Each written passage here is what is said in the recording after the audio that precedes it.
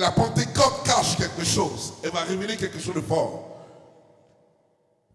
La Pentecôte nous amène à pouvoir voir l'amour de Dieu dans nos vies. La Pentecôte, c'est le caractère de Dieu. L'amour caractérisé de Dieu dans nos vies.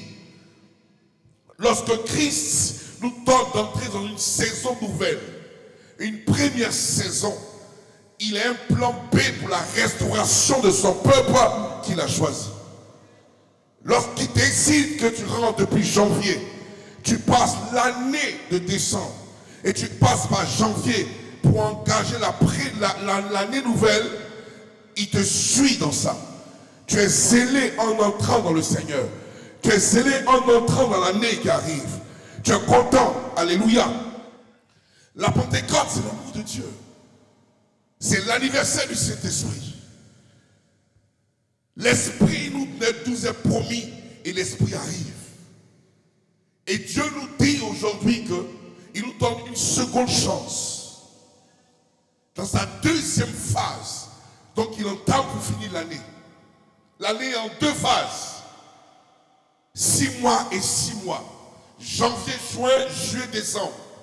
Juin, décembre. Lorsqu'il commence son 1er janvier, il te donne le droit d'entrer dans la présence, dans sa phase restauratrice, où tu possèdes les portes de ta grâce. Mais tu es pareil comme un spermatozoïde qui entre et qui court, mais il est fatigué près de l'ovule après. Il a besoin d'être restauré davantage. Et lorsque tu fends, que tu cours, en plein milieu quand tu es restauré, mais ton père ne te laisse pas. Il sait que tu es fatigué. Il vient te prendre encore pour dire courons. Il prend ta main et puis il engage une course que tu arrives. La Pentecôte, c'est ça. Depuis le 1er janvier, Dieu t'a fait entrer dans une saison, celle qu'il a décidé de te donner pour cette année. Quand il a dit tu es béni cette année, il croit à sa parole et il veille sur sa parole. Quelles que soient tes bêtises, tu vas atteindre sa parole. Il sait que tu vas déconner, mais il te fait toujours confiance. Il connaît ton caractère, malgré tes faiblesses, il veille sur sa parole. Le miracle qu'il fait toujours pour que tu vives, que tu témoignes, c'est lorsque ton lever chaque matin. Tu n'es pas sûr de pouvoir te réveiller, mais tu te réveilles quand même le matin. Parce qu'il veille sur sa parole pour l'accomplir.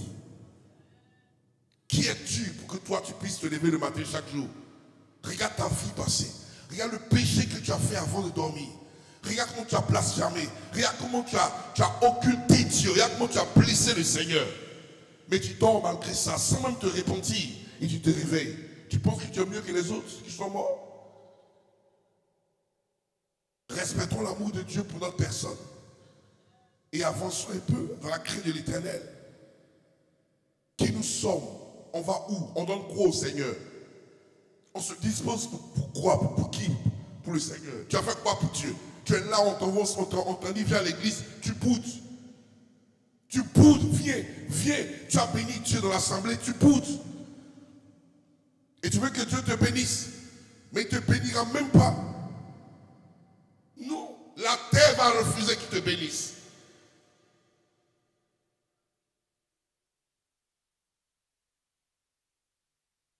Allons dans la parole.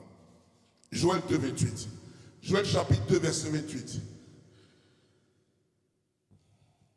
Le Saint-Esprit, dans quelques minutes, va faire quelque chose. Après cela, je répandrai de mon esprit sur toute chair. Vos fils et vos filles prophétiseront. Vos vieillards auront des songes. Et vos jeunes gens des visions. À la suite. Même sur les serviteurs et sur les servantes, dans ces jours-là, je répondrai de mon esprit. Notre Dieu, notre vie est entre tes mains. Nous voulons te dire merci pour cette parole. La Bible nous dit dans le livre de Joël, chapitre Joël est un livre, un des petits livres des 12 petits prophètes. Le mot Joël veut dire son Dieu est éternel. La situation dans Joël, son Dieu est éternel. Il ne tape pas podo, comme on dit. Alléluia. La Bible nous dit dans Joël 2, verset 28, que dans les temps les derniers, dans les temps qui suivent la venue du Seigneur, l'Esprit se répandrait sur toute chair. Toute personne sera visitée par l'Esprit de Dieu. Vaille que vaille, l'Esprit te visitera. Tu n'as pas besoin de pouvoir être non. Dans les derniers temps, même les bébés seront visités. L'Esprit se déversera. L'Esprit sera présent dans les maisons, dans les cœurs, dans les familles. L'Esprit sera là. L'Esprit se repose sur toute chair. Il dit toute chair. Il n'a pas dit tout esprit. Non. Il parle de toi, de moi en chair. L'Esprit se répandrait sur toute chair. Vos fils et vos filles prophétiseront. Oui, ils prophétiseront. Vos jeunes gens auront des visions, des vieillards, des songes. Et même sur les servantes et sur les serviteurs, je répandrai de mon esprit. En effet, l'Esprit est en train de nous avancer sa venue de restauration dans chaque vie. Parce que Dieu a décidé de pouvoir nous accompagner, nous assister dans notre destinée. Lorsque Dieu décide de t'envoyer quelque part, il t'assiste. Il commence avec toi, après il t'assiste. L'assistanat est divin, est de Dieu. Dieu commence avec les apôtres. À un moment donné de sa vie, il dit, il est préférable pour vous que je m'en aille. Parce que mon esprit a besoin d'être présent pour être répandu sur toute chair. Afin que l'Esprit vous accompagne, combatte pour vous, vous conduise, vous inspire et vous dise ce qu'il doit faire. Moi, Jésus, je remonterai à là-haut et je veillerai à ce qu'il ne prendra pas pour de lui pour témoigner, mais il prendra de moi pour témoigner parce que c'est moi qui l'emmène vers vous. Alléluia. Et lui, il va intercéder lorsque vous serez fatigué par des soupirs inexprimables. Il va intercéder auprès du Père. Parce que lorsque le chrétien est engagé dans une marche, à un moment donné, il soupire, il pense que Dieu l'a abandonné. Mais non, non, non, non, non, non, non. Ta faiblesse et ta fatigue et ta stagnation deviennent une intercession pour l'esprit. Lorsque tu te vois affaibli, l'esprit prend le contrôle et il intercède. C'est pour ça qu'il dit, le Saint-Esprit intercède auprès de Dieu par des soupirs inexprimables, bien-aimés. Est-ce que par là quelqu'un? Ne vois pas ta fatigue comme étant un relâchement. Dieu est un Dieu d'assistance. Dieu t'assiste. Il a déclaré qu'il t'assistera. Il nous assistera. Oui, bien-aimé. Il dit, je ne vous laisserai pas orphelin. Non. Je ne vous laisserai pas orphelin. Laisse-moi vous dire que Dieu ne lâche pas sa vision. Il est un Dieu de vision. Il veille sur sa parole pour l'accomplir. Tant qu'elle n'est pas venue en elle, il faut qu'elle accomplisse son effet. Alors si le début d'année, tu t'es zélé pour servir Dieu, et au mois d'avril, tu as commencé à tanguer, Dieu savait ça. Il sait que tu allais tanguer. Tu n'allais plus venir à l'église. Tu allais venir un dimanche et puis après reculer. Un dimanche, reculer. Mais Dieu dit, à la Pentecôte, je vais restaurer toute alliance. De sorte que tu reprennes tes bonnes habitudes. C'est le Seigneur dans l'assemblée des saints. Témoin de Dieu. La solution, ce n'est pas de rester à la maison. Ce n'est pas ça la solution. La solution, c'est être dans la présence de Dieu. Et de recevoir et d'être aspergé par l'Esprit de Dieu. Tu étais zélé au départ. Qu'est-ce qui t'a freiné? Tu étais zélé. Tu marchais. Tu dis, on va faire ceci, on va faire ça, on va faire ça. Maintenant, tu dis plus, on va faire ça. Tu dis, ils n'ont qu'à faire ça, ils n'ont qu'à faire ça. Et le diable gagne du terrain dans ton cœur. Mais Dieu sait ça. Dieu sait ce que tu murmures à la maison. Il sait ça. Bon, mais ça suffit même. On prie, on prêche, on voit rien. Toujours c'est pareil. Ne murmure pas sur l'œuvre de Dieu. Moi, j'ai toujours aimé le Seigneur. Je suis constant dans ma chose. J'aime Dieu. J'aime servir le Seigneur. Mes faiblesses ne me freinent pas dans le service de Dieu. Quelle que soit ta faiblesse, tu n'as jamais demandé à Dieu de naître dans une famille où tu allais être acculé des faiblesses. Non. Non, pas du tout. Tu n'as pas demandé. Écoutez, lorsque Marie, Dieu, l'ange a visité Marie, c'était le sixième mois. Il visite Marie, il annonce à Marie que tu seras enceinte. 9 mois plus tard, Marie enfante un bébé, un tout bébé. Sauf qu'il n'y a plus de place à la maternité. Le petit qui venait n'a pas décidé de pouvoir venir dans une crèche. Il voulait être aussi à la maternité d'une bonne couveuse comme les autres bébés. Mais il naît dans une crèche. Et puis il entend d'autres bruits. Il pensait être des bébés. Oh, c'est mouton. Tu n'as pas demandé de naître dans la famille où tu es. Ta famille est pauvre. Mais Dieu sait que cette famille est pauvre, idolâtre. Mais il t'a fait venir là quand même. Pour que tu relèves la tête de cette famille. C'est le rôle de Jésus. Il dit, je relève votre tête. Marie, Joseph là, je relève votre tête. Que je naisse dans une étable, je naisse dans une crèche. C'est pas mon problème. Pourvu que je vienne. Bien-aimé, pourvu que tu viennes. Tu aurais pu être avorté.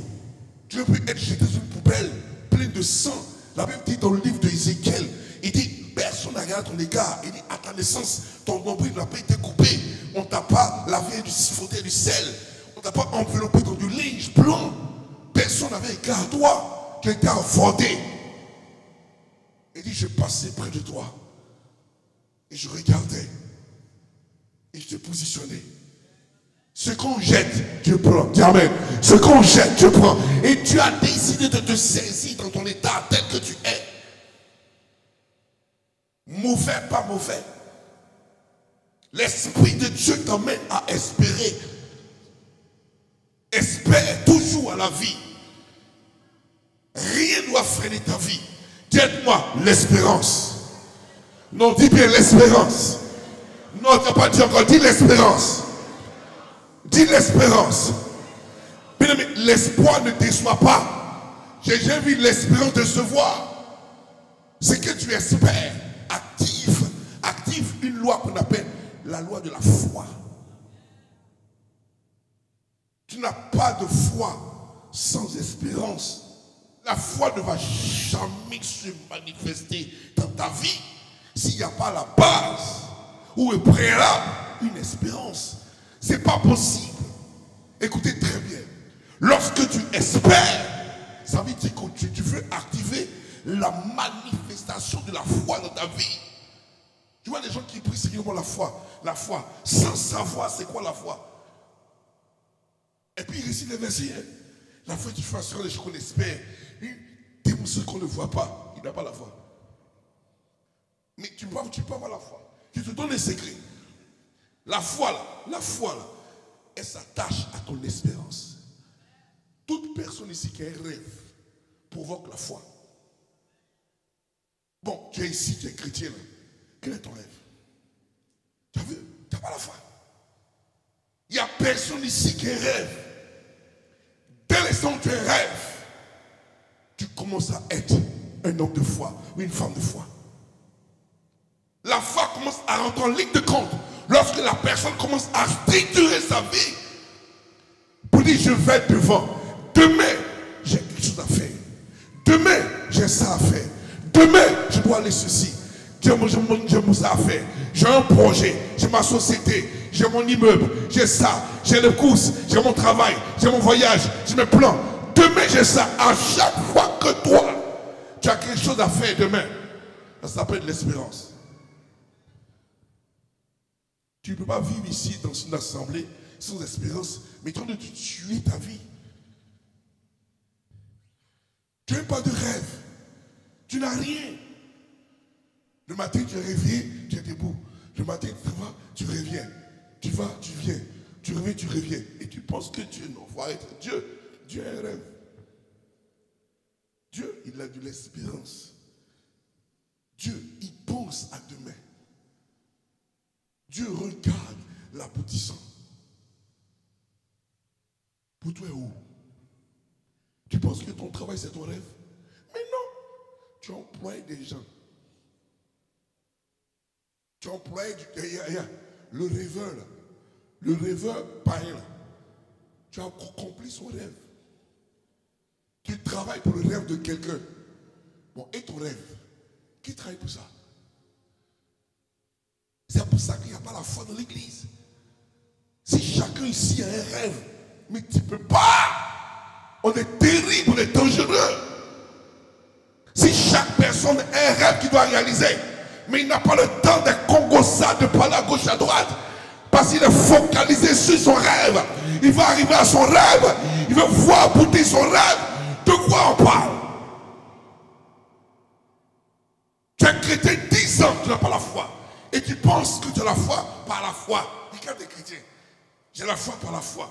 Tu as vécu au nom de Jésus de Nazareth. Écoutez, il est important que tu aies un rêve. L'espérance est un attribut de Dieu. Il y a 3 attributs majeurs qui demeurent dans le royaume. 1 Corinthiens 13, il dit, il y a 3 choses qui demeurent. La foi, l'espérance et l'amour. Le plus grand de ces attributs, c'est l'amour. Que Jacques appelle la loi royale. Tu vois des personnes aient de l'espérance et peu. Même le mariage, c'est une espérance. Sur un projet. Est-ce pas au mariage ta foi active? Espère à ton bébé ta foi active. Bon, beaucoup sont là, ils travaillent, ils sont mariés, ils ont enfants, ils n'espèrent plus. Le diable les a eu comme ça. La foi est finie. Non! Avec Dieu, mon fils, on fait des exploits. On ne reste pas comme ça. Moi, j'aime pas être ami avec quelqu'un qui n'a pas de vision. Tu n'as pas de rêve. Et on est ensemble. On parle de quoi? PSG, puis Paris Saint-Germain, puis Bayern Munich. Le match à quelle heure? Ah bon? On va le go à manger. Le match à quelle heure? Quel match? Regarde-moi.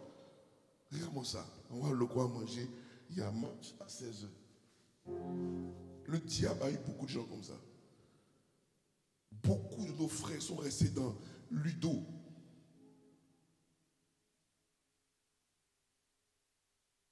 Quand leur arrive Ludo, voici, quand il finit, il n'y a pas de lit couché là.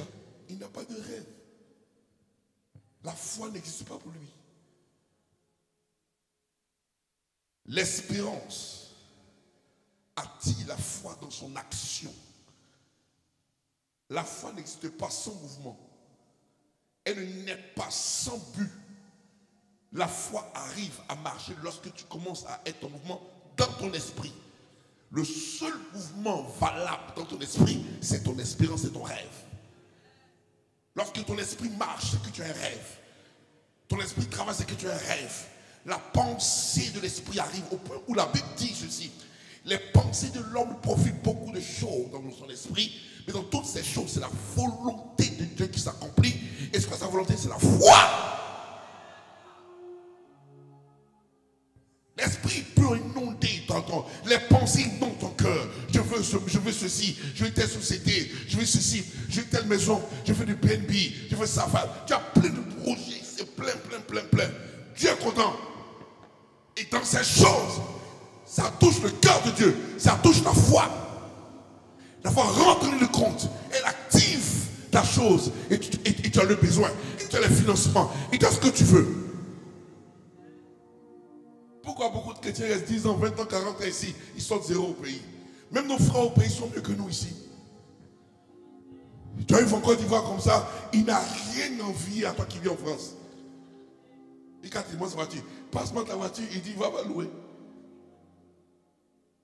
Pour te dire comment le diable réduit ceux qui sont ici là zéro, parce qu'ils ne connaissent pas ce qu'on appelle la foi, ni l'espérance. Christ dit, la Bible dit, Christ notre espérance. Christ notre espérance. Pourquoi? Parce que le salut, c'est Christ. Nous vivons pour lui. Nous espérons avoir quelque chose par lui. Il dit, demande-nous tout ce que vous voulez en mon nom qui valide ton espérance. Mon nom doit valider ton espérance. Christ est mon espérance. Au nom de Jésus, j'aurai ça. Au nom de ça, j'aurai ça. Au nom de Jésus, au nom de Jésus, j'aurai ma maison, ma voiture, mon immeuble, mon hôtel. Au nom de Jésus, Christ est mon espérance. Ça fait mal de voir des chrétiens, par exemple, qui sont là longtemps à l'église, qui n'ont pas la foi. Vous savez, je vous explique quelque chose. Le jeûne et la prière activent la foi, mais quel genre de foi? Qui déplace des montagnes. La foi de puissance, la foi de miracle, la foi qui t'emmène à voir des choses extraordinaires. Aujourd'hui, la Pentecôte est en train de dire, l'esprit de la Pentecôte te dit, tu as baissé les bras de janvier jusqu'à maintenant. Je veux que je suis restaurer encore ta vie.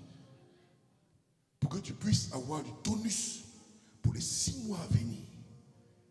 Il est important que tu arrives en décembre avec la joie au cœur. Si tu as baissé les bras aujourd'hui, là, relève-toi. Ta vie n'est plus à baisser, relève-toi. Tu sens que tu ne penses plus au projet, repense au projet. Tout est possible à ceux qui croient. Christ ne t'a pas abandonné. Christ est amour. Christ est puissant. Il dit que celui qui s'approche de Dieu doit croire qu'il existe et qu'il remet tout ce qu'il recherche. L'espoir ne peut pas te décevoir. Ce que tu vois n'est plus espérance.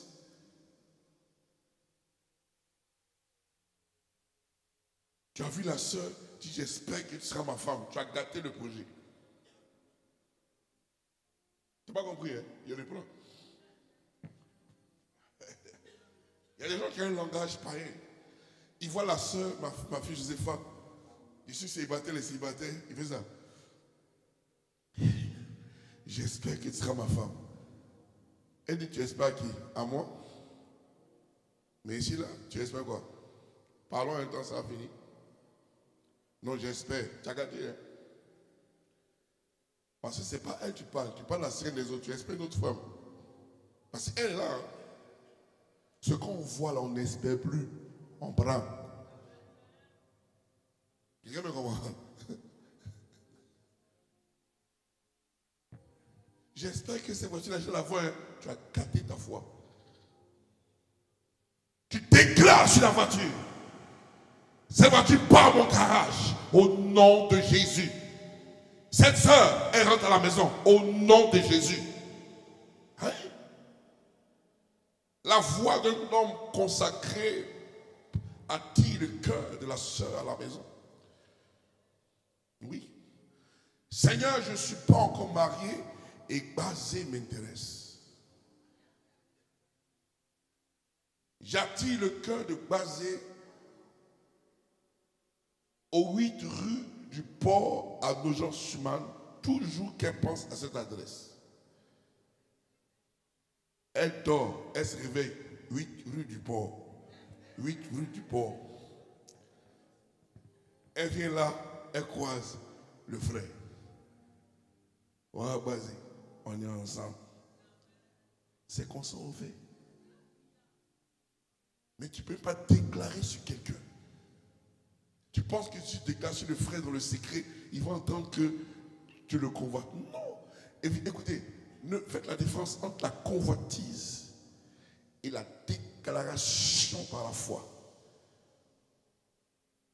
Un frère, une soeur peut voir un frère, et puis, comme elle dit, ah, si je prie comme ça, peut-être que je le convoite. Je chasse l'esprit de convoitise. Je chasse. Tu chasses ta foi. Le frère t'intéresse. Tu ne l'as pas encore dit. Rentre à la maison. Tu règles ça de bois sacré. Tu dis, que le frère Eric, j'attire son esprit à me regarder, que ses yeux soient pour moi. Je ne veux même pas qu'il voit une seule soeur. Qu'il voit une soeur, que mon image double sur lui comme ça.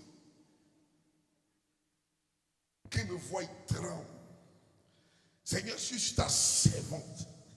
Si Eric me voit qui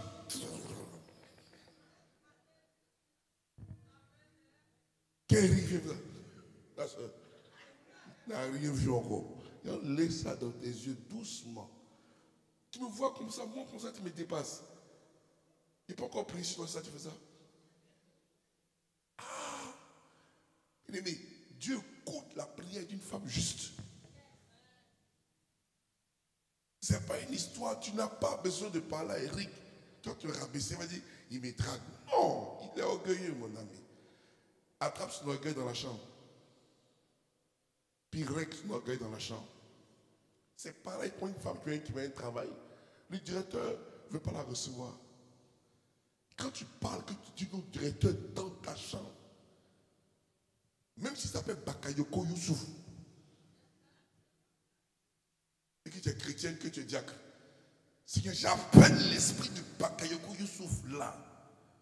Quand je rentre, que sa secrétaire, Seigneur Père, mon Dieu, s'incline, ou bien qu'il sorte, qu'il me croise, qu'il me voit, qu'il tremble. Le directeur a vu ça. Qui est cette soeur? Qui est cette dame? Non, monsieur, faites-la entrer. Tout de suite. Tu as déjà vu ça? Alors, si les marabouts font ça avec leur connerie, toi, c'est pas ta bouche, ça fait ça. Les marabouts font ça. Et toi, tu ne fais pas pour toi aussi. Tu sais pas ce que tu as là, c'est plus dangereux que pour les marabouts. Un marabout te fait quoi? Il va bouffer ton argent. Mais toi, quand tu déclares, vous savez, la foi marche avec la déclaration. On ne murmure pas dans la foi. Celui qui murmure là, il n'a pas la foi. Toi, tu fais quelque chose là. Amen. Il n'y a pas la foi dedans. Tu as pensé, il n'y a pas la foi dedans. Déclare les paroles. Il y a une parole de Dieu. Elle est près de toi. Elle est dans ta bouche. Elle est dans ton cœur. Si tu confesses, voilà, tu déclares. Vous déclarez les paroles. Tu veux la voiture? Tu veux te marier? Tu veux un changement d'appartement? Déclare. Annule les procédés. Parle à la terre et parle par la foi. C'est la foi qui mange tout. Bien aimé, on peut tout avoir par la foi. Mais cependant, si tu n'as pas de rêve, ta foi est stérile. C'est comme si par exemple tu as l'essence et puis il n'y a pas de voiture. Tu fais quoi? Dis-moi, moi là j'ai essence. Hein? J'ai essence. Il y a beaucoup d'essence comme ça. Moi je vais aller à Marseille, j'ai beaucoup d'essence. Il n'y a pas de voiture, mon ami. La voiture là, tu mets le carburant. Et puis paf. Quand tu une voiture, forcément le carburant arrive. Quand tu as un rêve, forcément la foi manifeste. Quand le rêve est, forcément la foi est là. Quand tu dis non, moi j'ai un rêve, je veux une voiture, mais il n'y a pas de permis. Quand tu rêves à la voiture, le permis vient. Appelle la voiture, le permis sera présent. Appelle la maison, les moyens seront là pour entretenir. Appelle ton bébé. Je te donne toujours à pouvoir à la vie du bébé. Qu'est-ce que tu as besoin? Ne dis pas, mais je n'ai pas encore temps. Quand j'aurai les moyens, quels moyens?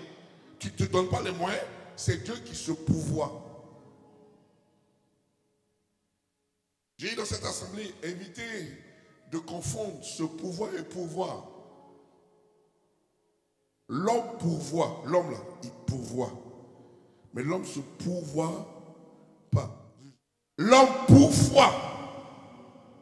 L'homme pourvoit. Ton mari pourvoit à tes besoins dans la maison. Pourvoit aux tâches ménagères. Ton épouse pourvoit au déjeuner des enfants. Mais Dieu se pourvoit quand ton mari et ton homme, papa et maman n'ont rien. Dieu s'échange à manger. C'est pas la guerre. Dieu s'appelle Jéhovah Jireh. Le Dieu qui se pourvoit lorsque tu n'as plus l'argent de la CAF. La CAF ne réagit plus et puis Dieu est là. Dieu est CAF dans ta vie. Là. Et tu as tout ce que tu veux. En ce jour de la Pentecôte, on va célébrer l'agneau immolé et le ressusciter. On va dire au Seigneur que ce chant lui est dédié et donné. Je demande au chanteur de venir m'aider à chanter cette chanson.